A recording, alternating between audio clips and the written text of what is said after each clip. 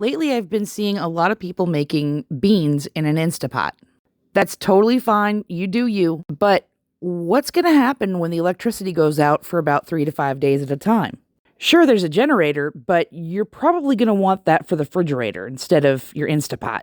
So this video is on how I make red beans and rice the old school way. Now, yes, I am using some electric components, but they can be easily substituted for manual ones. I soaked 2 pounds of small red beans overnight. I chopped up a whole pound of onion, 8 ounces of green bell pepper, 12 ounces of bacon, and 24 ounces of andouille sausage. Yes, I chopped up the bacon in the package because it was frozen. Sue me.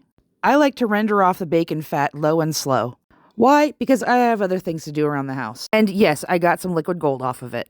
We're going to render off some of the fat in the sausage. And the fat gets good and foamy like this, you know it's ready. I'm going to remove the meat from the pan, and we're going to put it into the pot. I poured off most of the grease that was left over. Keep it separate because there's spices in there. Here I'm adding in the vegetables and tossing them around for a little bit. Just to make sure that they're all coated up in the grease. And I'm going to put the lid on it and let it sweat for about 10 minutes. Sometimes I can get most of the fond off the bottom of the pan, sometimes not. Oh well. I'm going to add the vegetables to the pot. I'm going to add some leftover chicken stock to help loosen that up a bit. Don't worry about that puck of stuff, it's just sediment. Now I'm going to drain and rinse the beans. I'm going to pick out the ones that I missed from earlier. This is not a perfect science, but picking them out certainly does help. Adding 5 bay leaves, about this much of Tony Chachere's. Don't worry, I'll add more later probably, I don't know. Whole bulb's worth of garlic. Looks like I got about 9 whole cloves out of it. About this much dried parsley, about this much of dried thyme, and about this much black pepper, maybe a little bit more. Don't forget, you can always add more at the end.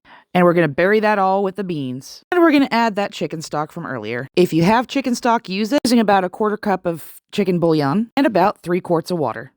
Put a lid on it, bring it up to a boil, and then reduce it to a simmer for about, 1.5 to 2 hours or so. And the way you know it's done is to try it. You can serve this up with cornbread or fried chicken or both. I'm not your mom.